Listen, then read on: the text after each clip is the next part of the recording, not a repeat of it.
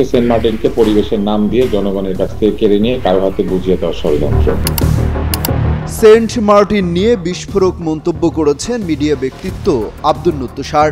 রাজনীতির এপিঠ ওপিঠ নামের একটি টক শোতে যোগ দিয়ে তিনি সেন্ট মার্টিন বেহাত হওয়ার শঙ্কার কথা জানিয়েছেন। টক শোতে তার কাছে জানতে চাওয়া হয় জুলাই ঘোষণাপত্র নিয়ে।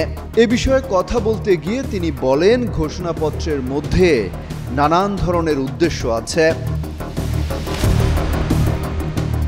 আব্দুন্নুর তুষার বলেন, একটা বিপ্লবের ঘোষণাপত্রের মধ্যে পরিবেশকে যুক্ত করা হয়েছে। তার দাবি, এই পরিবেশকে যুক্ত করা হয়েছে খুবই অসৎ উদ্দেশ্যকে হাতে নিয়ে। বলেন, আপনারা নিশ্চয়ই জানেন সেন্ট মার্টিন নিয়ে একটি বিরাট সন্দেহ আছে সবার মাঝে।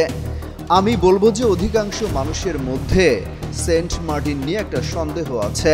হঠাৎ করে জুলাই ঘোষণাপত্রে আর কিছু নাই, হঠাৎ পরিবেশ বান্ধব থাকতে হবে কেন, এ নিয়েও প্রশ্ন তোলেন তিনি। বলেন, এর মানে হচ্ছে সেন্ট মার্টিনকে পরিবেশের নাম দিয়ে জনগণের কাছ থেকে কেড়ে নিয়ে কারো হাতে তুলে দেওয়ার ষড়যন্ত্র। এই পরিবেশ বিষয়ক একটি ক্লজ দুই জায়গাতে ঢোকানো হয়েছে এই ঘোষণাপত্রে।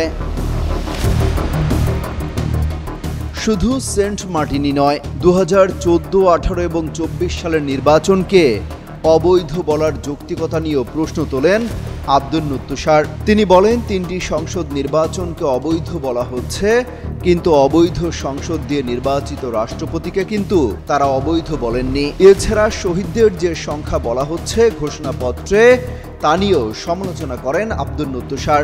বলেন, সরকারের উচিত ছিল শহীদদের নামের তালিকা সহ প্রকাশ করা। এ নিয়ে এনসিপি যে অভিযোগ তুলেছে তার সাথে একাত্মতা প্রকাশ করেন তিনি। সরকারের সমালোচনা করে বলেন, এতদিনে উচিত ছিল সঠিক সংখ্যা বের করা, না হলেও কাছাকাছি সংখ্যাটা প্রকাশ করা। অমিত হাসান রবিন, যুগান্তর নিউজ।